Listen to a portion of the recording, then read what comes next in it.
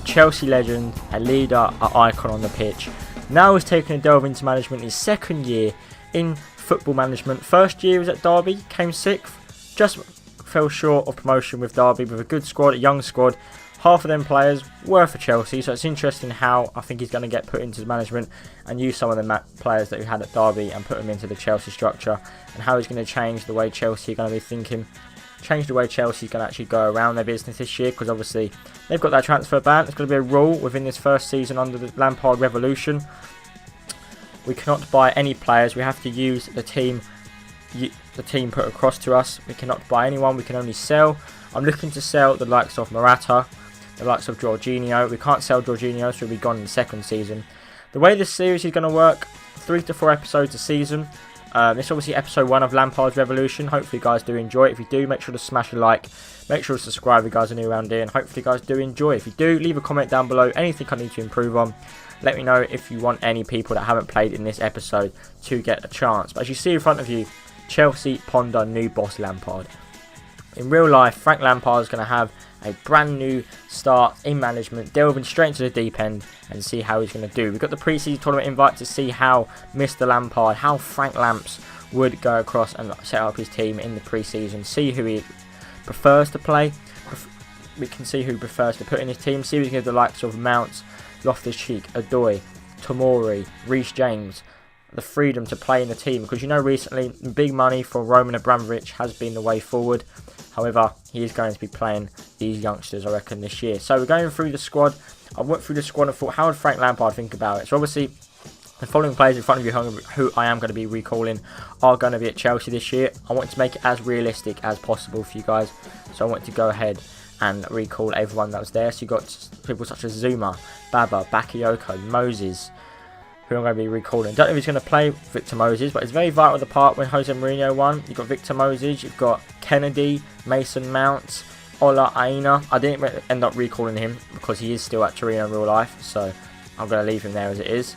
As you see there, I pressed no. But yeah, calling these players does spend a bit of money, but however, it does mean that I can give these youngsters the chance to shine in pre-season and hopefully to start them in the league and try and make a different kind of base around these players and try actually implement the youth system, because it's something that's been overlooked at Chelsea for a long time, and I believe this part of Chelsea can be very vital to their success in the near future. I did recall Alvaro Morata as well as terminate Higuain's loan, 87 overall. That's a bunch of rubbish, but yeah, 87 overall, setting him back to Juventus because he's not going to be there next year. Recall Morata, recall the following players, and yeah, that is basically the squad done. I've recalled everyone. The youngsters are still there, such as Martin Tyler Crossdale. Possibly could give him a chance. But we're going to go ahead now and review the team. So you got here 4-3-3 flat is the preferred Chelsea formation. However, I want to change it to a 4-2-3-1 or a 4-4-1-1 attack, because of I wanted to see, I reckon this is how he might set up his Chelsea team, the amount of attacking options he's got and the amount of players that he's got available to him this year. I do want to give more chances to the likes of Abraham, Ampadu, Loftus-Cheek, Hudson-Odoi, Reece James, Tomori, Emerson, all them kind of players that are youngsters, even Kepa because he's quite young himself. He's going to be number 1 here. Pulisic coming in as well, playing on the right hand side, the American, obviously coming in to the side, so hopefully that can be good. Hopefully he can actually be someone who can influence this season, because Willian and Pedro are coming on a bit, so I would like Pulisic to be number 1 right winger. Obviously I'm going to have to train him, get him up, but you've got the likes of Willian, who is actually pretty good. Kovacic as well, signing for Chelsea permanently. He could be a big feature this year, but I'm just evaluating the team, who I think I could play. Jorginho is a good player, 83 rated. I might keep him, I'm not too sure. It depends what kind of happens towards the latter stage of the developments of Frank Lampard's reign. However, at the moment I do end up preferring Mason Mount over him. People such as Bakayoko. You've got Charlie Gilmore, who's a decent player, 62 rated, could train him up as well. But this Chelsea side is looking very promising from a young age as well. Obviously, you've got Ethan Ampadu, everyone uses in their career modes in the Championship to train up on a 2-year loan. That's just standard. But Morata, I will say I do end up selling the players such as Morata, Baba and Kennedy. I think I sell them in the end. Obviously, you've got the likes of on the bench as well. I had Cahill, who's going to be a leader in the changing rooms. He did get released, but I'm going to keep him this year because, I mean, he's another player that I can rotate. with the likes of Rudiger, Loftus-Cheek, and all them kind of players that, not Rudiger and Loftus-Cheek, David Luiz and stuff like that. But you saw the player training there, all the youngsters being put into action. But the European International Cup is underway. Frank Lampard's first game of management with Chelsea against a decent Roma side, the likes of Olsen, Florenzi, Jesus, Kolarov, Nzonzi, Perotti in the side, El Shaarawy on the bench. But they do end up getting a goal back after Pulisic, the American, puts us ahead after 39 minutes. After Morata does miss a penalty, but Zaniolo does get a goal. But 10 minutes left on the clock. Loftus-Cheek comes in clutch, 85th minute in, and sticks in the back of the net against Monaco. Next game is against AS Monaco, given chances to Ampadu, Moses, Blackman, Christensen, Emerson, Gilmore, Bakayoko, Kennedy, Barkley and Abraham. So a very rotated team. We go 1-0 down to Mbula from Monaco scores in the 31st minute. But Abraham, just on the brink of half-time, pulls it back and makes it 1-0 on the 44th minute. Kovacic comes on for Gilmore. Pedro scores, the Spaniard, the man who does score in big occasions, such as Europa League and Champions League finals, gets the victory for us. 2-1 winners at Monaco, a very rotated squad. And we're playing Inter, a very good side from Inter, such as Perisic, Politano, Nainggolan, Brozovic, Miranda, Vishlako, Valero. Very good team. We've started up with Caballero, Azpilicueta, Zuma and Rudiger, Alonso, Pulisic, Bakayoko, Kante, Odoi, Batshuayi and Giroud. So a very good team. Giroud's going to be a fatal part of this season as well. A vital part of this season as well, I believe. So, yeah, we've got another victory there. And it's going to be Chelsea versus Atletico Bilbao in the semi-finals. This was an interesting game, so I decided to start my kind of first team. However, I started Kennedy because I thought, like, Pulisic, let him out. He's played quite a few games, so give Kennedy a chance before he leaves. I want to see what he could do simulating-wise. As you're probably going to see, Mount is not a striker. He's not up front. It looks like he's up front, but he's not. I do promise you guys, he is not up front. Gets replaced by Kovacic though, talking about Mason Mount at 58th minute, and it goes to 1-0 at 90 minutes, and we win 4-3 on penalties, and we're through to the European International Cup final, as we are ahead of you. Chelsea versus FC Porto. Frank Lampard in his first year of management. Chelsea versus Porto, like I said. Chelsea from England, Porto from Portugal. Obviously, you guys knew that. And you're going to be hearing my voice over the gameplay. Certain games will have live commentary, such as last games of the season, title deciders.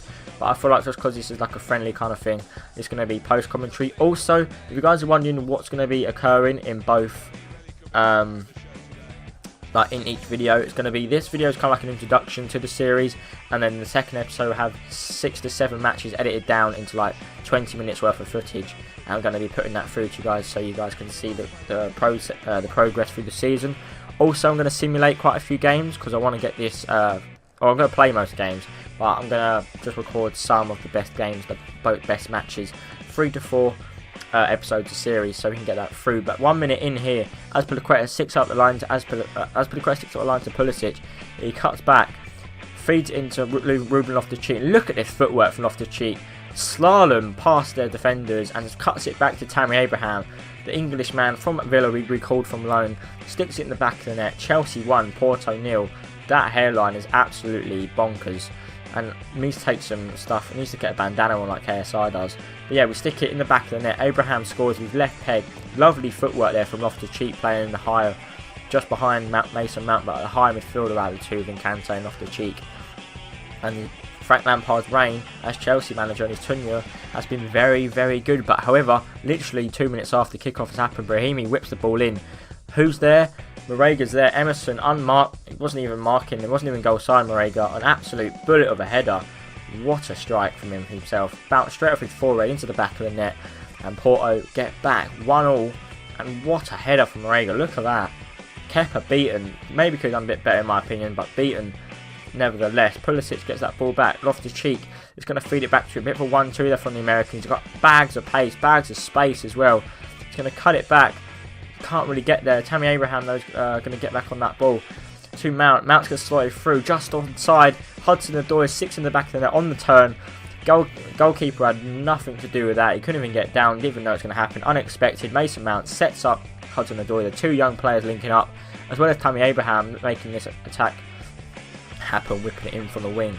Gives it into Mason Mount. Mason Mount sticks it just to Hudson-Odoi's right on the turn. Striker's instinct. Sticks in the back of the net. That's his first goal in a Chelsea shirt for Frank Lampard. And Porto come back at 40 minutes in, and Suarez, I don't know how to say his name, sticks in the back of the net.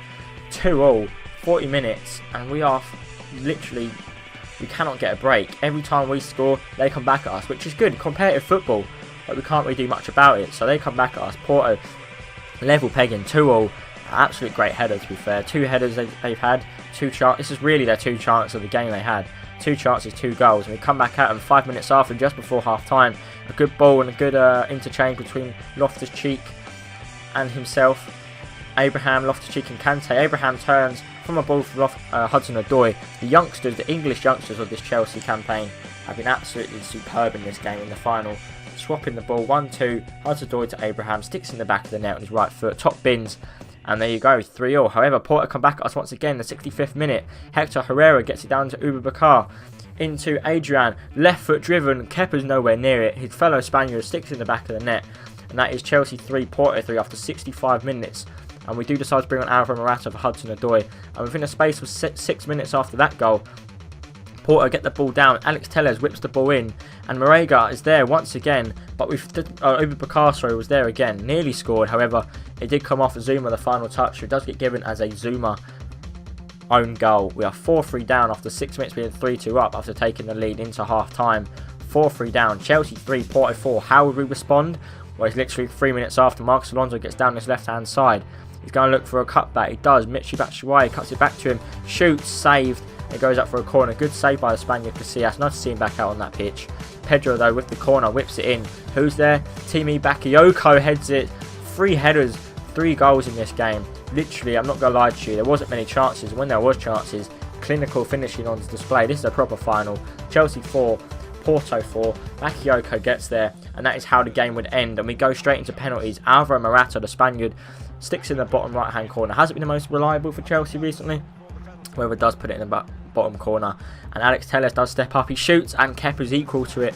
Saves it, makes us 1-0 after both penalties. Second penalty taken now. Michy Batshuayi steps up, shoots, and it ends up going wide. He drags it past the post, and that could end up leaving Chelsea in a bad place, because we could have took a 2-0 lead for an easy penalty shootout. But Brahimi shoots, and Kepa saves in the same corner. Questions why Brahimi went there, seeing Kepa was there.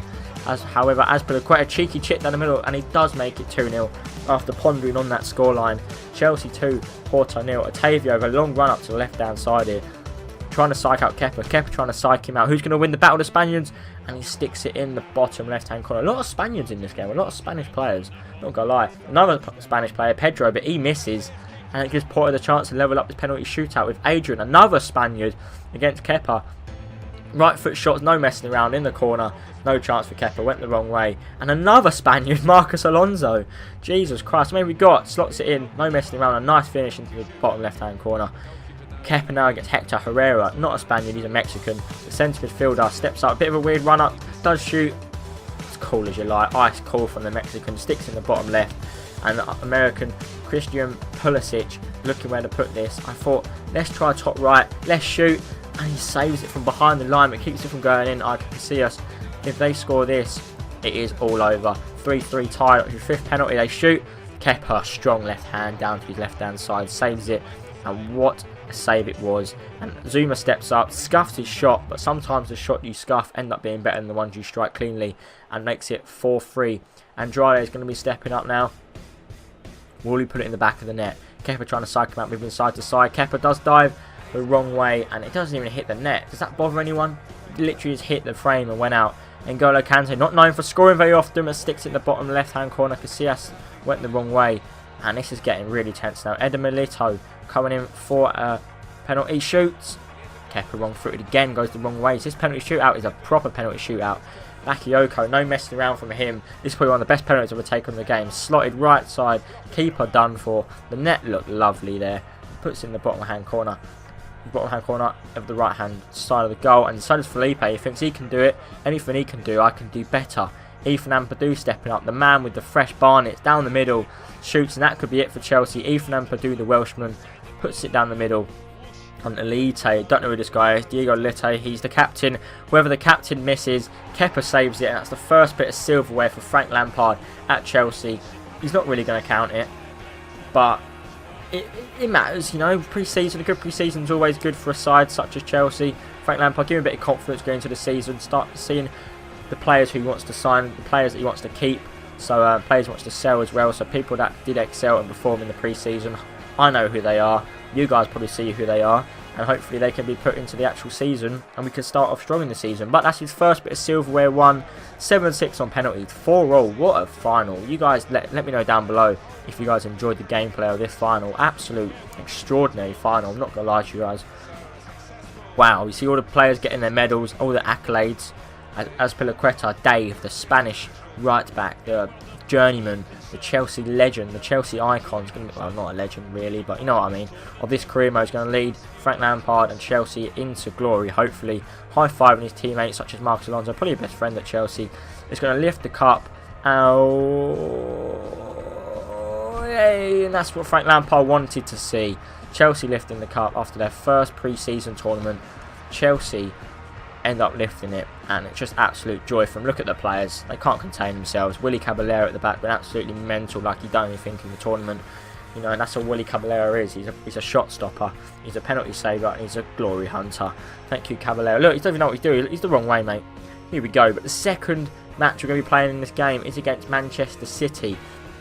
For the second piece of silverware Frank Lampard could win at Chelsea. 2 tournaments, could he get 2 wins? You never know, but the team he started with is Kepa between the sticks, Azpilicueta, Tomori, Rudiger and Alonso. The holding midfielders of Kante and Bakayoko, that French partnership, Hudson-Odoi, American Pulisic and Mount behind Abraham, the 2 youngsters. Hopefully they can do so in this game, and that could be a great partnership this season. Mount and Abraham, they could link up this season, really excel in the Prem, prove themselves in the Premier League, and they could end up excelling, and hopefully Chelsea go for top 4. The aim of this year is top 4 without spending any money. The transfer ban, try and develop as many players as possible. So let's try to get Tomori up to a 75 rated, as well as likes as Reece James. The rest of them, you know, you want to try and get your players going further, trying to make them play better.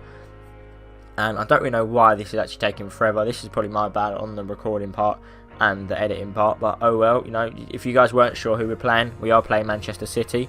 But here we go. The Community Shield is underway as the bald ref grabs the ball. Pretty jealous of his compatriots with actual full head of hair.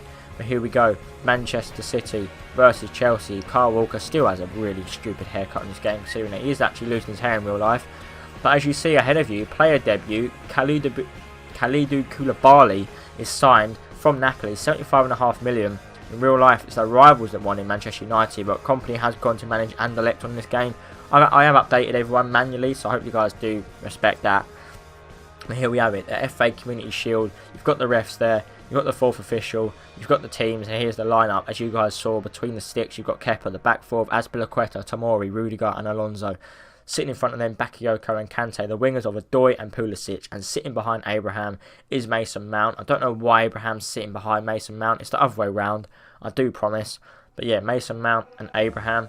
Hopefully we can get in the victory today. It'd be nice to get the victory, you know.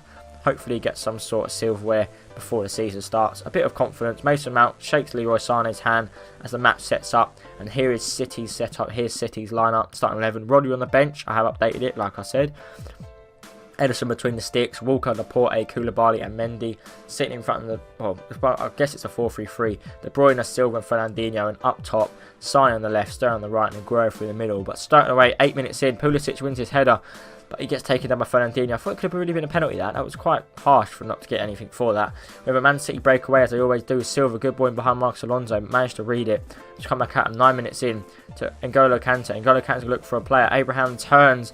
Koulibaly, he shoots with his right foot, good save for Ederson, goes up for a corner, however nothing come of that. 50 minutes into the game, Leroy Sané whips the ball in, Kepa doesn't deal with it very well, and David Silva, the Spaniard, the legend of Man City, sticks it in the back of the net. And like, Kepa, what are you doing, my son? You should have done better than that.